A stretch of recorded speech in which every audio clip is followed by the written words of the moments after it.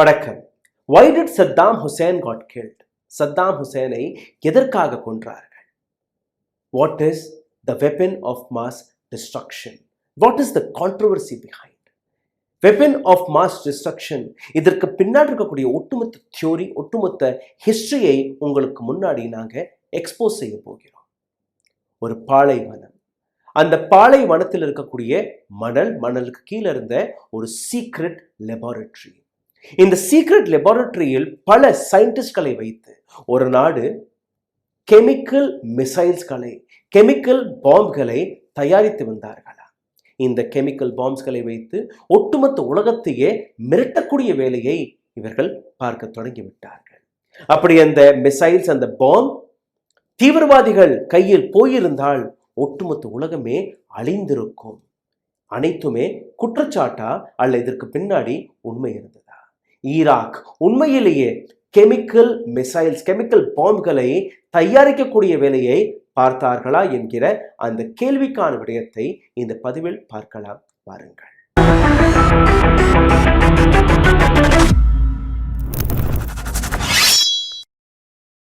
1960ஆம் ஆண்டு Iraq military ஒரு ஆபரேஷனை தொடங்குகிறார்கள். இந்த புரோகிராமின் பெயர் வெப்பன் ஆஃப் மாஸ் டிஸ்ட்ரக்ஷன். உலக நாடுகளில் இருக்கக்கூடிய பல நாடுகளை போய் சந்தித்து அங்க இருக்கக்கூடிய உதவியுடன் ஒரு கம்பெனி தொடங்கப்பட்டது. இந்த கம்பெனியின் பெயர் தான் கெமிக்கல் கார்ப். கெமிக்கல் கார்ப்புடைய வேலை வெப்பன் ஆஃப் மாஸ் டிஸ்ட்ரக்ஷனை தயாரிப்பது, அதாவது கெமிக்கல் மிசைல்ஸ்களை தயாரிப்பது. 1968ஆம் ஆண்டு பாத் பார்ட்டியோடைய துவக்கம். பாக் பார்ட்டியுடன் தான் சத்தாம் ஹுசேனுடைய அந்த ரேஸும் நடந்தது. அதாவது அவருடைய அரசியல் பயணமும் அங்கிருந்தான் தொடங்கியது. சத்தாம் ஹுசேன் மற்றும் இந்த பொலிட்டிக்கல் பார்ட்டியோடைய கோரிக்கைன்னு நீங்க பார்த்தீர்கள்னா, ஐடியாலஜின்னு நீங்க பார்த்தீர்கள்னா, அரபுடைய நேஷனலிசம் மற்றும் சோஷியலிசம். 1979 வரை இந்த வெப்பன் ஆஃப் மாஸ் டிஸ்ட்ரக்ஷன் என்கிற இந்த ப்ரோக்ராம் கைமாறி 1979ஆம் ஆண்டு development of chemical biological weapon இந்த ப்ரோக்ராம் ஒட்டுமொத்தமாக மிலிட்ரி கையில் மாறியது. அதாவது கெமிக்கல் கார்ப்ல இருந்து மாறி மிலிட்ரி கையில் போகிறது. மிலிட்ரி இன்னொரு ப்ராஜெக்டை தொடங்குகிறார்கள். இந்த இன்ஸ்டிடியூட்டோட பெயர் அல் ஹசம் இப்ன் அல் ஹைத்தம். இவர்கள் இந்த ப்ராஜெக்டை கையில் எடுத்து மற்றபடி அந்த கெமிக்கல் பாம்ஸ்களை தயாரிப்பதற்கான வேலையை பார்க்கிறார்கள். இதுல வித்தியாசமான விஷயம் என்னவென்றால், அமெரிக்கா மற்றும் ரஷ்யா இரண்டு நாடுகளுமே ஈராக்கின் மிலிட்ரி, அங்க இருக்கக்கூடிய சயின்டிஸ்ட்களுக்கு உதவியது. எந்த அளவில் இந்த கான்ட்ரவர்சின்னு நீங்க பாருங்க. ஈரான் மற்றும் ஈராக்குடைய வாரும் அந்த தருணத்தில் தான் தொடங்கியது. அதாவது 1979ஆம் ஆண்டு ஈரானில் ஆட்சி மாற்றம் ஏற்பட்டு அயத்துல்லா கமெனி, இப்போ நீங்க 86 வயதான ஒரு முதியோரை பார்த்திருப்பீர்கள். ஈரான் எந்த அளவில் இஸ்ரேல் மற்றும் யுஎஸ்ஏவை ஒரு கை பார்த்து வருகிறது, அதே நபர் அந்த இடத்தில் இன்னொரு நாட்டிலும் பதவியேற்கிறார். ஒரு பக்கம் ஈராக், இன்னொரு பக்கம் ஈரான்.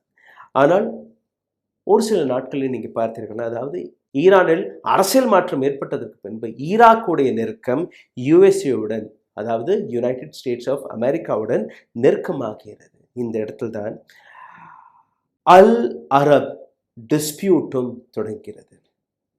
ஷத் அல் அரப் 1970ஆம் ஆண்டு ஈரான் மற்றும் ஈராக் நடுவே இருக்கக்கூடிய ஒரு நதி, கிட்டத்தட்ட ஒரு 200 கிலோமீட்டர் தொலைவில் இருக்கக்கூடிய இந்த நதி ஒரு பார்டர் டிஸ்பியூட்டாக மாறுகிறது. அதற்கு பின்னாடி நீங்கள் பார்த்தீங்கன்னா ஒரு மிகப்பெரிய போர் அங்கே வெடிக்கிறது.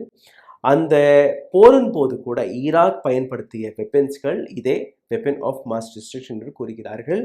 ப்ராஜெக்ட் 922 என்கிற ஒரு ப்ராஜெக்ட் தொடங்கப்படுகிறது 1971ஆம் ஆண்டு. இந்த இடத்தில் 2 கேஸஸ்களை பற்றி தெரிய வருகிறது உலகத்திற்கு. செரின் மற்றும் மஸ்டர்ட் கேஸ். செரின் கேஸை நீங்க பார்த்தீர்கள்னா chemical agent that causes severe damage to the skin, respiratory system, leading to painful death.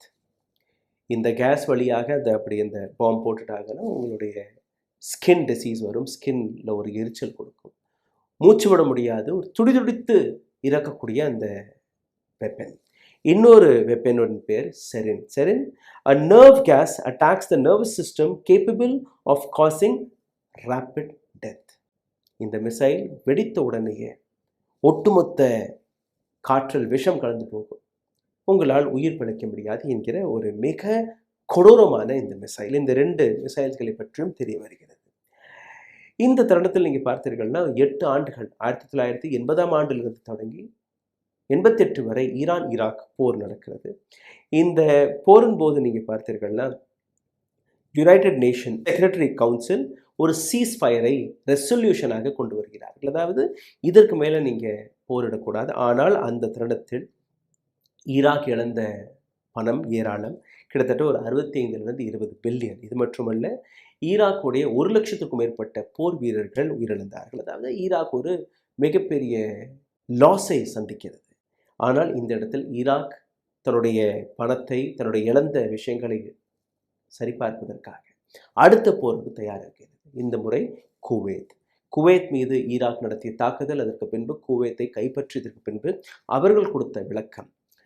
Kuwait மட்டுமல்ல, அரபு நாடுகளில் இருக்கக்கூடிய பல நாடுகள் அளவிற்கும் மீறி எண்ணெய் எடுத்து வருகிறார்கள், அதாவது க்ரூட் ஆயிலை எடுத்து வருகிறார்கள். அதனால் குளோபல் உலக நாடுகளில் கச்சா எண்ணெயுடைய விலை அடிமட்டத்திற்கு போய்விட்டது. இதற்கான விளைவு நாங்கள் தான் எடுத்துக்கொண்டு இருக்கிறோம்.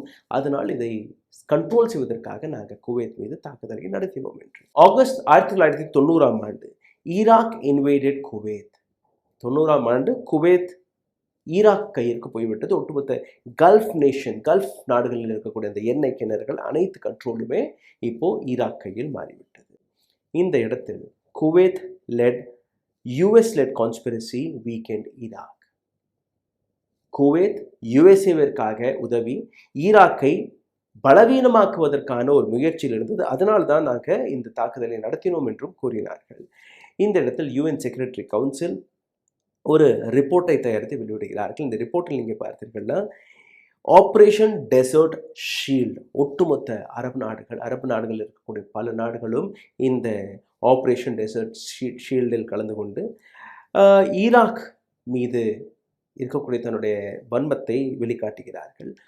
குவைத், இந்த போரில் குவைத் ஃப்ரீ ஆகிறது 1991ஆம் ஆண்டு. இந்த இடத்துல நீங்கள் பார்த்தீர்கள்னா UN இன்ஸ்பெக்ஷன் ஒரு ரிப்போர்ட் வெளிவந்து இந்த இடத்தில் ஈராக்கில் வெப்பன் ஆஃப் மாஸ் டிஸ்ட்ரக்ஷன் இருப்பதாகவும், இதற்கான ஆய்வை நடத்துவது அதை யுஎன்ஏ எடுத்து நடத்துவதாகவும் கூறியிருந்தார்கள். இதன்படி united nation established a special commission to inspect and destroy Iraq weapon of destruction. ஈராக்கில் இருக்கக்கூடிய இது போன்ற கெமிக்கல் மிசைல்ஸ்களை கண்டுபிடித்து அதை அழிக்கக்கூடிய வேலையை பார்ப்பதாக இந்த கமிட்டி ஃபார்ம் செய்யப்பட்டது. ஈராக்கும் கொஞ்சம் கொஞ்சமாக தன்னிடம் இருக்கக்கூடிய தகவல் எல்லாம் கொடுத்தார்கள், இன்ஃபர்மேஷன் எல்லாம் வெளிவந்தது. ஆனால் இந்த இடத்தில் ஈராக்குடைய நியூக்ளியர் பவரும் மிக முக்கியமானது. நியூக்ளியர் ப்ராஜெக்ட் அங்கே தொடங்கப்பட்டது. அதையும் ஒட்டுமொத்த உலகத்துடைய ப்ரெஷரை வைத்து அதை தடுத்து நிறுத்தினார்கள். இந்த இடத்தில் நீங்கள் பார்த்தீர்கள்னா ஈராக்குடைய ஜேர்னி, அதாவது 1962ஆம் ஆண்டிலிருந்து தொடங்கி 1980ஆம் ஆண்டு வரை இந்த வெப்பன் ஆஃப் மாஸ் டிஸ்ட்ரக்ஷன், அதாவது கெமிக்கல் மிசைல்ஸ்களை தயாரிப்பதாகவும், அதை இன்டர்நேஷ்னல் ப்ரெஷருக்கு பின்பு 1991ஆம் ஆண்டே அதை தடுத்து நிறுத்தியதாகவும் கூறிவிட்டார்கள். அப்போது எந்த விதமான ப்ரொடக்ஷனும் அதற்கு மேல் நடக்கவில்லை என்பது ஒரு ரிப்போர்ட்டில் வெளிவருகிறது. 2003ஆம் ஆண்டு ஈராக் இன்வேஷன் அண்ட் சத்தாமுடைய டவுன்ஃபாலை நீங்கள் பார்த்தீர்கள்னா 9/11 அந்த அட்டாக்கிற்கு பின்பு ஒட்டுமொத்த உலகத்தில் இருக்கக்கூடிய தீவிரவாதிகள் அல்ல யுஎஸ்ஏக்கு எதிராக இருக்கக்கூடிய யாராக இருந்தாலும் அவர்களை கொல்லக்கூடிய வேலையை யுஎஸ்ஏ பார்க்க தொடங்கிறது. இந்த இடத்தில் 2002ஆம் ஆண்டு வெளிவந்த UN செக்யூரிட்டி கவுன்சிலுடைய ஒரு resolution which demanded Iraq immediate cooperation of weapon inspections. உடனடியாக ஈராக் யுஎன்னுடைய செக்யூரிட்டி கவுன்சில் கொடுத்த ஒரு ரெசல்யூஷன் படி மற்ற நாடுகளை சார்ந்த நபர்கள் ஈராக்குள்ள புகுந்து அங்கே இருக்கக்கூடிய உங்கள் கையில் இருக்கக்கூடிய இந்த மிசைல்ஸ்களை இன்ஸ்பெக்ட் செய்வதற்கான அந்த அனுமதி கொடுக்க வேண்டும் என்று கூறியிருந்தார்கள். 2003ஆம் ஆண்டு US பிரசிடென்ட் ஜார்ஜ் புஷ் மற்றும் British prime minister Tony Blair 2 பேருமே இதை முன்னிலையில் எடுத்து வைத்தார்கள். ஈராக் எங்களிடம் எந்த விதமான கெமிக்கல் வெப்பனும் இல்லை என்று கூறிய பின்பு கூட அதை ஏற்றுக்கொள்ளாமல், அதை ஒற்றுக்கொள்ளாமல் இந்த விஷயத்தை நாங்களே பார்க்க வேண்டும் என்கிற ஒரு விஷயம் அந்த கமிட்டி எடுத்து வைக்கிறது. இதற்கு பின்பு நீங்கள் பார்த்தீர்கள்னா 2003ஆம் ஆண்டு மார்ச் மாதம் அமெரிக்கா மற்றும் யூரோப் 2 பேருமே ஈராக் மீது ஒரு தாக்குதலை நடத்துகிறார்கள். 13ஆம் தேதி டிசம்பர் மாதம் 2003ஆம் ஆண்டு சத்தாம் ஹுசேன் கைது செய்யப்படுகிறார். அதற்கு பின்பு தொடர்ந்து அவர் மீது பல ட்ரையல்ஸ்கள் நடக்கப்படுகிறது. டிசம்பர் 30, 2006ஆம் ஆண்டு, அதாவது 3 வருடம் கழித்து ஈதன்று சத்தாம் ஹுசேனிற்கு தூக்கு தண்டனை கொடுக்கப்படுகிறது. சத்தாம் ஹுசேன் பப்ளிக்கலி கொல்லப்படுகிறார். சத்தாம் ஹுசேனுடைய மரணத்திற்கு பின்பு UN மற்றும் US உடைய இன்வெஸ்டிகேஷன் டீம் ஒரு ரிப்போர்ட்டை வெளியிடுகிறார்கள். அதாவது Iraq had some sort of chemical weapons, but they have not found any significant or active weapon of destruction. ஏதோ ஒரு காலகட்டத்தில் ஈராக் இந்த கெமிக்கல் வெப்பன்ஸ்களை தயாரிப்பதற்காக ஒரு சிறிய லெவலில் தயாரிப்பதற்கான முயற்சியை எடுத்தார்களே ஒழிய நாங்கள் ஆய்வு செய்ததற்கு பின்பு எந்த விதமான கெமிக்கல் வெப்பனும் ஈராக்கில் கிடைக்கவில்லை என்று கூறியிருந்தார்கள். US senate and British government அவர்களும் இந்த விஷயத்தை ஏற்றுக்கொண்டார்கள். ஆமாம், ஈராக்கில் எதுவுமே கிடைக்கவில்லை என்று. இப்போ நீங்கள் பார்த்தீர்கள், அதே விஷயம் மீண்டும் ஒரு முறை ரிப்பீட் செய்யப்படுகிறது. அப்போ ஈராக், இப்போ ஈரானிடம் வெப்பன் ஆஃப் மாஸ் டிஸ்ட்ரக்ஷன் இருப்பதாக US எடுத்து வைக்கக்கூடிய அந்த குற்றச்சாட்டு, இதற்கு பின்னாடி இருக்கக்கூடிய காரணங்கள் சமீபத்தில் நீங்கள் பார்த்திருப்பீர்கள். இஸ்ரேல் மற்றும் அமெரிக்கா 2மே ஈரான் மீது தாக்குதலை நடத்தினார்கள். அந்த தாக்குதலுக்கு எந்த விதமான பதிலை ஈரான் கொடுத்தது என்கிற அந்த விஷயத்தை நீங்கள் பார்த்திருப்பீர்கள். ஆனால் இந்த ஒட்டுமொத்த விஷயத்திற்கான இன்னொரு கதையும் இருக்கிறது. எந்த விதமான எல்லையும் ஷேர் செய்யாத அமெரிக்கா எத்தனையோ 1000 கிலோமீட்டர் தொலைவில் உலகத்தில் எந்த விதமான பிரச்சனை நடந்தாலும் தன்னுடைய மூக்கை எதற்காக நுழைக்கிறார்கள் என்கிற அந்த கேள்வி. டாலருக்கும் இந்த உலகத்தில் நடக்கக்கூடிய போர்களுக்கு பின்னாடி இருக்கக்கூடிய கான்ஸ்பிரசியை அடுத்த பதிவில் நாங்கள் எக்ஸ்போஸ் செய்ய போகிறோம். அதாவது எந்த அளவில் அமெரிக்கா உலக நாடுகளை தூண்டிவிட்டு தன்னுடைய லாபத்திற்காக, தன்னுடைய சுயலாபத்திற்காக மோதவிட்டு வேடிக்கை பார்த்து வருகிறார்கள். எந்த நாட்டை அடக்க வேண்டுமோ, எந்த நாட்டை முடக்க வேண்டுமோ, அதற்கு எதிராக இவர்கள் பயன்படுத்தக்கூடிய ஒரு போலியான வார்த்தை தான் the weapon of mass destruction. ஈராக்கை அழித்தார்கள், ஈரானை அழிக்க போகிறார்கள். நன்றி, வணக்கம். ஊடகம் கார்ப்பரேட் அரசியல்வாதிகளின் கைப்பாவையாக, அடிமைகளாக இருந்தது போதும். இனி சாட்டை எடுத்து சுழற்றும் நேரம் வந்துவிட்டது. ஊடகம் பொதுமக்களாகிய உங்களுக்காக, உங்களாலேயே இயக்கப்பட வேண்டும்.